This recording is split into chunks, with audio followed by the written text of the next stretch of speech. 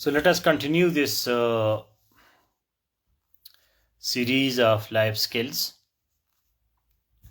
We have discussed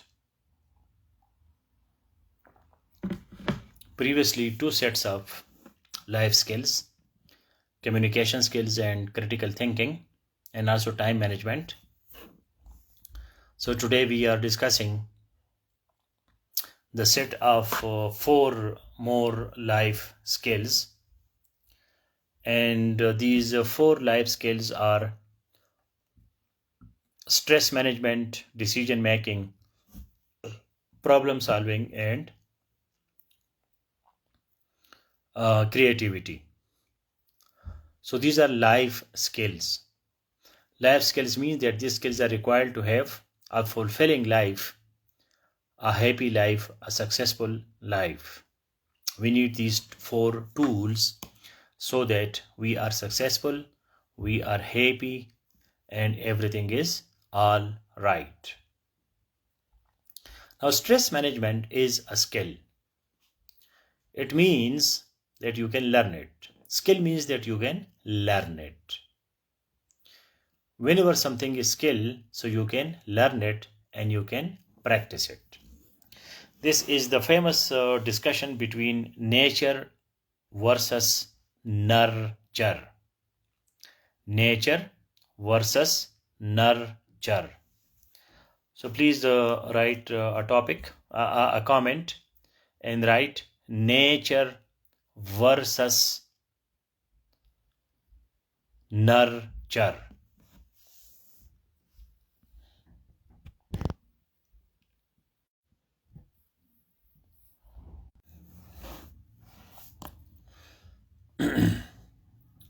So nature versus nurture. Nature is that I have my biological features, my genes, my chromosomes, and I can't change it. Though nowadays genetic engineering is changing it, but still it is very difficult. Nature versus nurture. तो कुछ चीज़ें जो है वो पैदाइशी है और कुछ चीज़ों को हम सीख सकते हैं.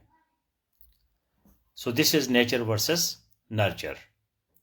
जो नेचर है उस पर आप कुछ नहीं कर सकते. जो नर्चर है, नर्चर का मतलब कि आप उसको खाए पिए, कल्चर करें, उसको सीखे, उसको अडॉप्ट करें. सो skill is that part of our understanding and our practice which we can learn. जो भी स्किल है उसको सीखा जा सकता है. अब मेरी हाइट है 5 feet 11 inches, तो क्या मैं इसको 6 feet कर सकता हूं? नहीं कर सकता.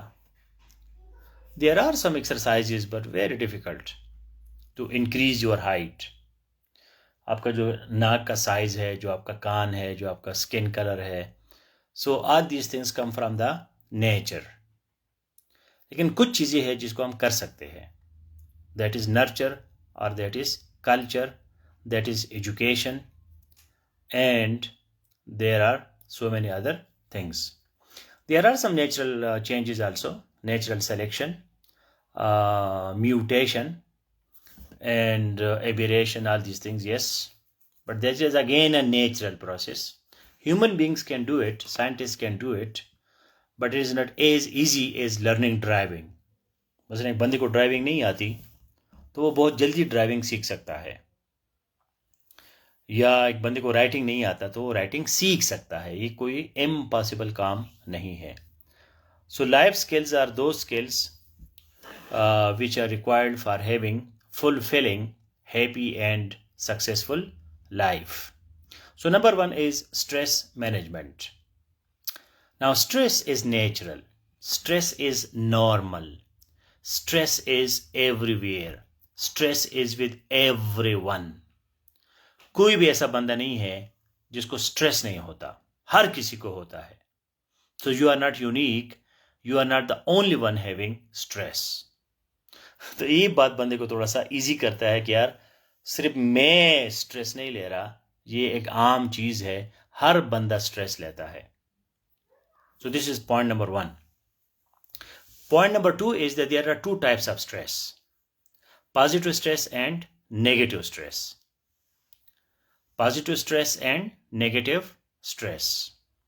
Positive stress is called EU stress, EU, STRESS. Negative stress is called distress. So, cosmopolitan एक और चीज है ना, stress is universal.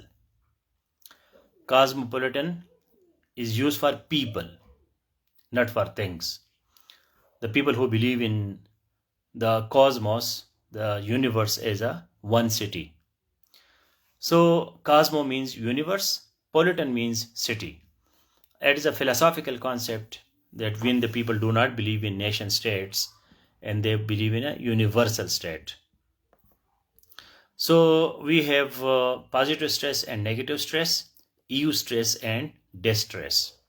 Now positive stress or eustress is that when you take stress, it is not chronic, it is according to the situation. आपके सामने कोई situation है, आपने स्ट्रेस ले लिया, मसले को आपने हल कर दिया, बात खत्म. So this is eustress. It is a very productive and conducive, congenial environment it creates, and it makes you active and you become energetic and you become dynamic. जब आप किसी चीज को सीरियस लेना शुरू करते हैं तो उसको स्ट्रेस कहते हैं, लेकिन ये अच्छा स्ट्रेस है, ये ईव स्ट्रेस है. कुछ लोग हैं ना बेपरवाह किस्म के होते हैं, केयरलेस, कोई परवाह नहीं है, तो उनको स्ट्रेस तो नहीं होता लेकिन उनके पास फिर रिजल्ट्स भी नहीं आते, वो कोई चीज़ अचीव भी नहीं करते, एम ही लल्लू पंजो रहते सारी ज़िंदगी. तो किसी बड़े काम के लिए आपको स्ट्रेस लेना पड़ेगा. नाउ डिस्ट्रेस और negative stress, chronic stress is a disease. It is like over thinking. अब थिंकिंग ज़रूरी है लेकिन ओवर थिंकिंग ज़रूरी नहीं है. तो बगैर ज़रूरत के स्ट्रेस, खामखा का स्ट्रेस, कोई प्रॉब्लम है नहीं और स्ट्रेस, और सिर्फ स्ट्रेस लेना, मसले को हल न करना, तो ये एक बीमारी है, साइकोलॉजिकल कंडीशन है, पर्सनालिटी प्रॉब्लम है. डॉक्टर के पास आपको जाना चाहिए, साइकोलॉजिस्ट के पास, साइकाट्रिस्ट के पास, क्योंकि ये आपकी शख्सियत की एक बीमारी है, ये एक जहनी मरज़ है. This is a mental disease, it is a psychological problem. ये बाकायदा आपको बीमारी है. कुछ लोगों की बीमारी भी होती है हार्मोन्स की वजह से, जेनेटिक्स की वजह से. कुछ लोग खामखा का स्ट्रेस लेते हैं, स्ट्रेस उनका हैबिट बन जाता है, उनकी बीमारी बन जाती है. So then that is a disease and it needs professional support and professional treatment.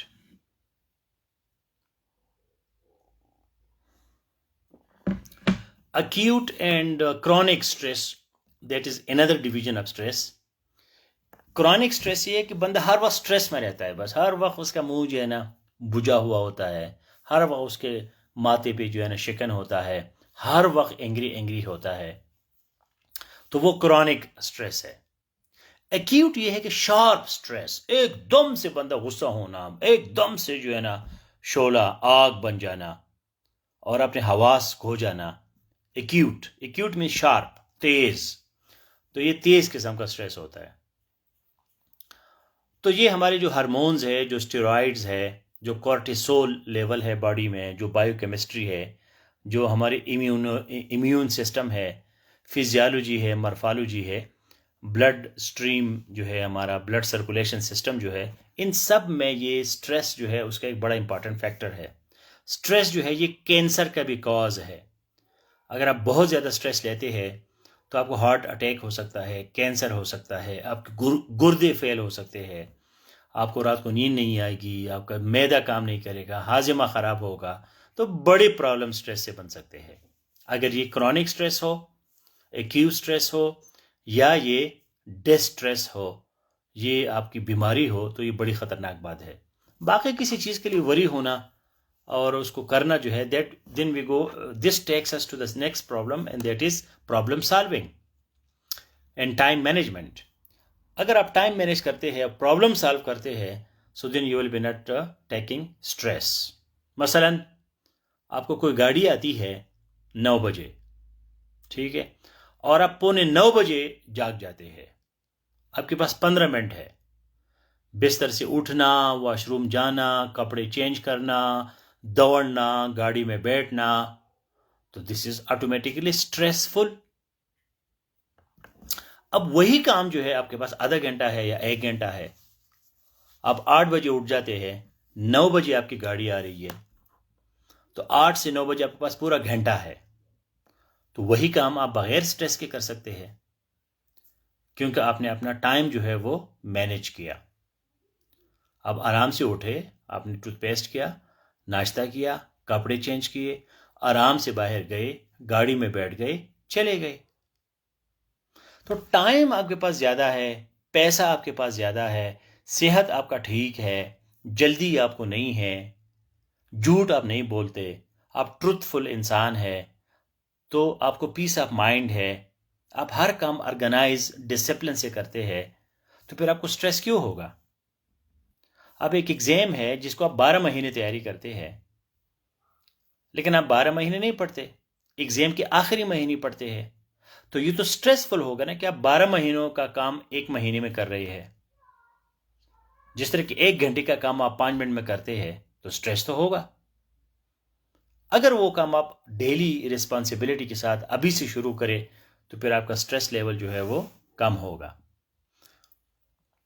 Now, problem solving and decision making, these are also interrelated.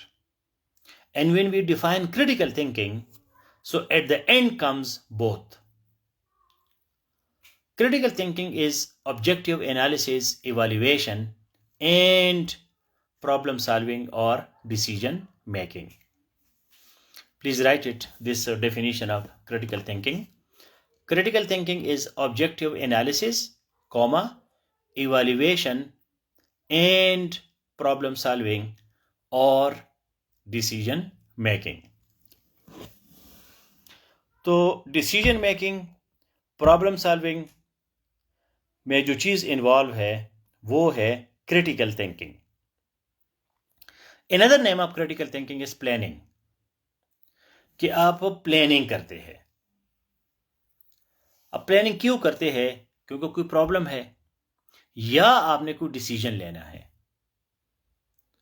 तो प्रॉब्लम सॉल्विंग के लिए कोई भी प्रॉब्लम है, आपके पास पैसे नहीं है, एग्जाम की तैयारी करनी है, किसी से मिलना है, किसी से बातचीत करना है, जिंदगी में मुख्तलिफ प्रॉब्लम्स होते हैं.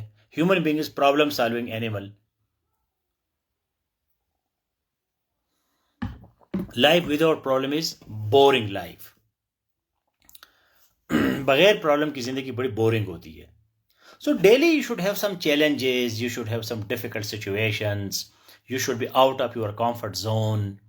कोई बंदा कांटों पे भी चले, कोई मुश्किल हालात देखे, कोई पहाड़ पे चले, कोई मुश्किल बंदे से बातचीत करे, कोई जो है ना कॉम्प्लिकेटेड लोगों के साथ जो है कोई डीलिंग करे. प्रॉब्लम को अवॉइड करना जो है ये तरीका नहीं है, प्रॉब्लम को फेस करना. ठीक है, जिंदगी में जितने प्रॉब्लम्स होते हैं इतने आप उसको सॉल्व करते हैं, इतने आप कॉन्फिडेंट बन जाते हैं. Aristotle says that if you want to do if you want that people should not criticize you, so do nothing and be nothing. अगर आप ये चाहते कि कोई आपकी तनकीद न करे तो नो बॉडी बन जाओ. हमारे यहाँ बड़ा कल्चर है जी, यार छोड़ो यार, मत छेड़ो यार, कंट्रोवर्सी क्यों क्रिएट करते हो, क्यों डिस्प्यूट में जाते हो. अब मुझे जो है क्या ज़रूरत है फेसबुक पे लोगों के साथ डिस्कशंस करना, और ये मैंने तो ज़िंदगी बन गई है भाईजान, एम्बेसडर हूँ, इससे बड़ी चीज़ क्या हो सकती है. ठीक है, ठीक ठाक मैं तनख्वाह लेता हूँ, मेरा जो है तमाम फैसिलिटीज़ मुझे ज़िंदगी में अवेलेबल है, मुझे किसी चीज़ की कोई कमी नहीं है. तो फिर भी ये डिस्कशंस और ये मैं प्रॉब्लम्स क्रिएट करता हूँ ताकि मैं बिजी रहूँ. So problem is a blessing in disguise. Problem is a blessing in disguise. Blessing in disguise means कि ये छुपा हुआ जो है वो ब्लेसिंग है. बज़ाहिर आपको एक चीज़ बुरी लगती है, लेकिन वो असल में आपके लिए अच्छा होता है. इसको कहते हैं ब्लेसिंग इन डिस्गाइज. तो If you don't want that people should criticize you, so do nothing and be nothing. बस बोतल खान बन जाओ, मासूम बन जाओ, न किसी के पे कमेंट करो, न किसी से कुछ पूछो, न किसी महफिल में किसी को सवाल उठाओ, न किसी को चैलेंज करो, आराम से रहो, तो सुकून ही सुकून है. So problem solving and decision making, that is the last stage of critical thinking.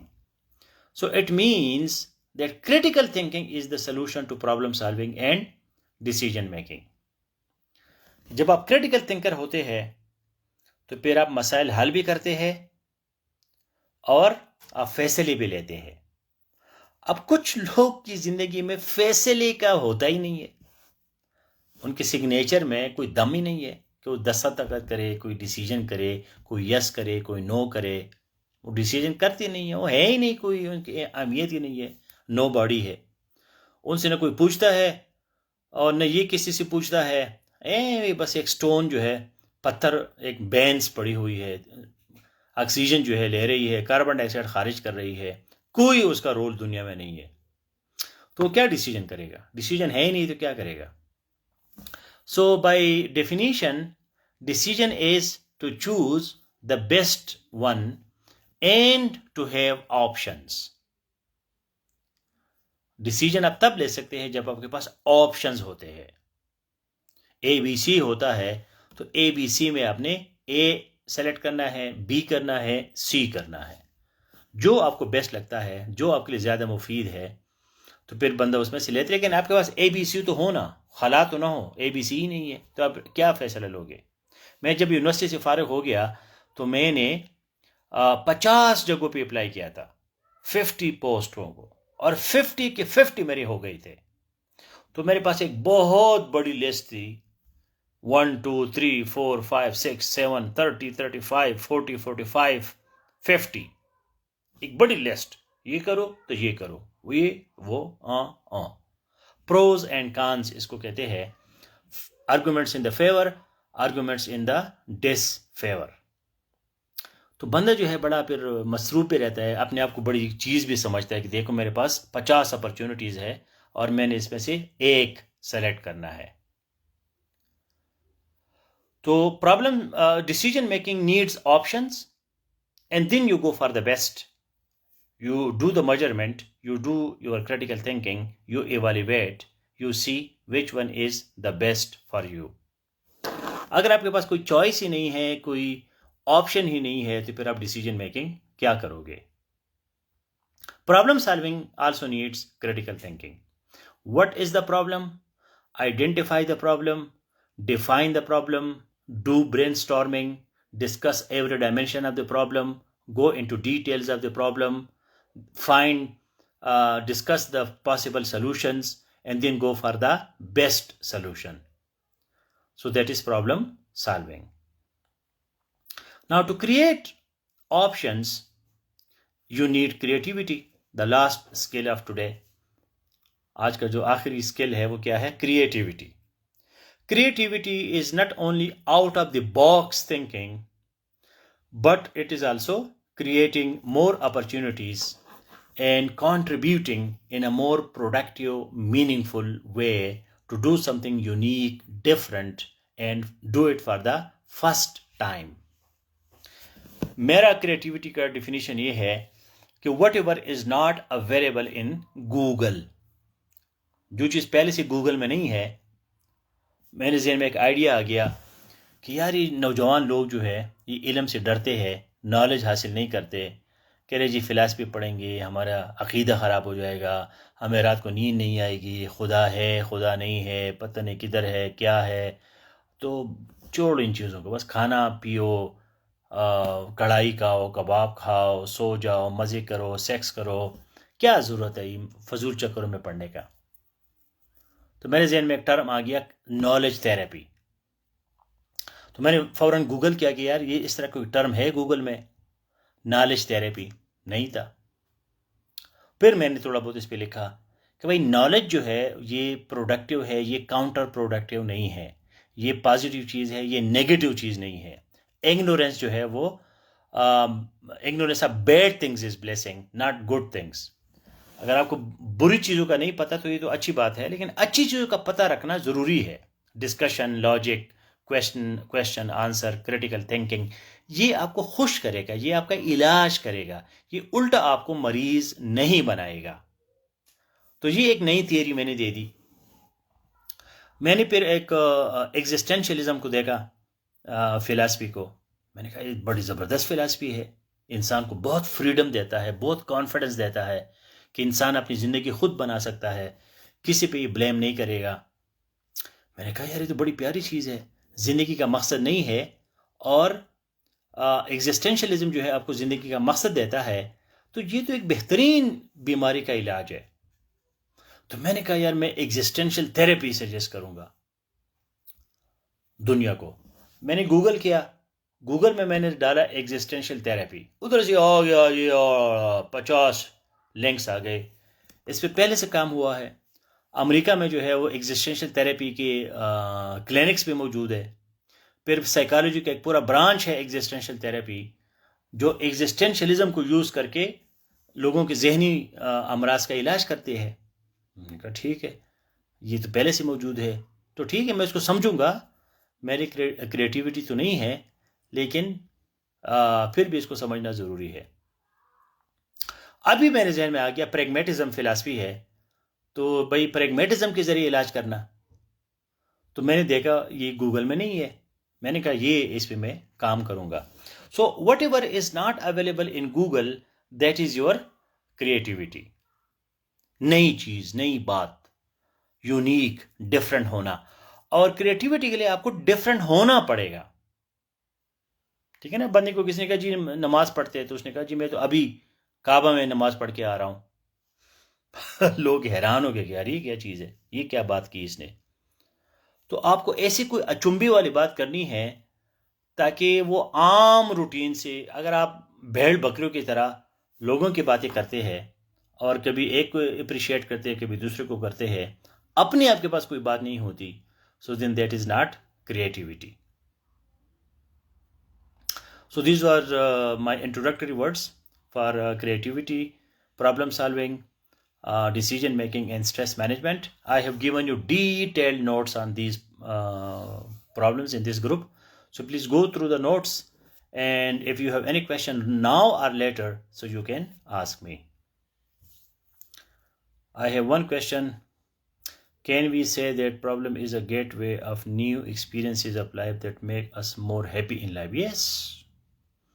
Definitely.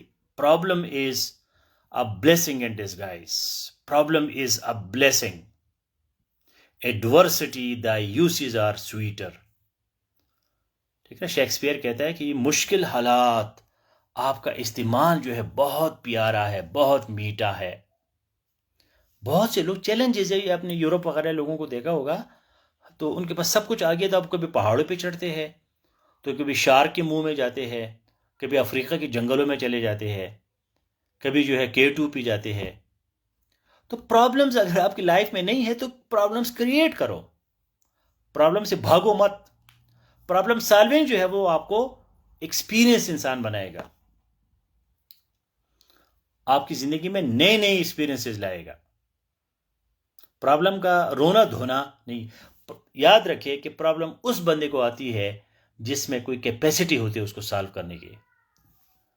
अगर आपकी ज़िंदगी में कोई प्रॉब्लम नहीं है तो आप फिर लड्डू डड्डू बड्डू टाइप बंदे हो, मम्मी डैडी बर्गर टाइप, ऐसे सॉफ्ट किस्म का इंसान जिसके कोई प्रॉब्लम है ही नहीं। तो प्रॉब्लम्स का होना बड़ा ज़रूरी है।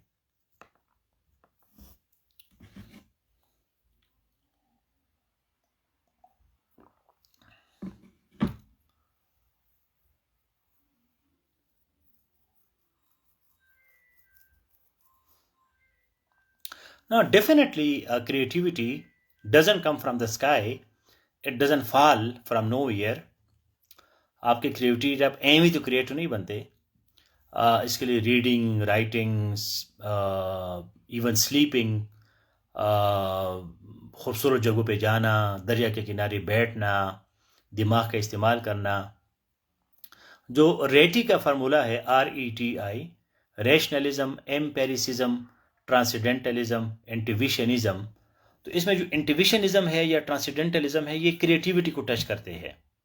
तो इससे पहले अब अपने ब्रेन यूज करोगे, रैशनलिज्म, हवास यूज करोगे, एम्पेरिसिज्म, फिर अब ट्रांसेंडेंटल और इंट्यूटिव बन जाते हैं। तो creativity is the second stage in critical thinking. Critical thinking के 4 स्टेजेस है: curiosity, creativity, scepticism and research with humility. तो क्रिएटिविटी इससे पहले क्यूरियोसिटी जरूरी है, पढ़ना जरूरी है, बहुत सोचना जरूरी है। अब एकदम से बंदा क्रिएटिव नहीं बनता। This is why creativity is a skill. ये एक स्किल है, लाइफ स्किल है, इसको आप सीख सकते हैं। तो जब आप सीखते हैं तो इसका मतलब यह है कि आपको इसको क्रिएटिव बनने से पहले आपको बहुत कुछ करना पड़ता है। How can one become creative? Bye critical thinking. Curiosity, question करना सीखो, क्वेश्चन करो, रीडिंग करो, ऑब्जर्वेशन करो, साइंस पढ़ो, फिलॉसफी पढ़ो, साइकोलॉजी पढ़ो, स्पिरिचुअलिटी पढ़ो, एक्सपीरियंसेस करो, मुख्तलिफ माहौल में जाओ, लोगों से डिस्कशंस करो, क्वेश्चंस आंसर करो, एक्टिव हो जाओ, तो फिर ऑटोमेटिकली बंदा जो है वो क्रिएटिव हो जाता है। Nothing happens without a reason. अगर आप क्रिएटिव है तो किसी वजह से क्रिएटिव है। तो ये जो मैंने आपको 4 चीज़ आज बताई, ये चारों के चारे जो है ये लाइफ स्किल्स है। Problem solving, critical thinking, communication skills, creativity, decision making, stress management, time management, ये सारे लाइफ स्किल्स है, इसको आप सीख सकते हैं। And the best learning is teaching. ये 4 मैंने आपको टॉपिक्स दिए ऊपर, इसको पढ़ो, इस लेक्चर को दोबारा सुनो, नोट्स पढ़ो, सेफ 2 में जाके या अपने टाइम लाइन पे जाके एक बेहतरीन लेक्चर दे दो इस पे। मत डरो फेसबुक से, कुछ नहीं होता। मुझे कुछ नहीं होता तो आपको क्यों होगा? तो क्रिएटिव बन जाओगे। जब आप बोलोगे आपको अपना पता चल जाएगा कि मैं कितने पानी में हूं। So all the best, good night, take care.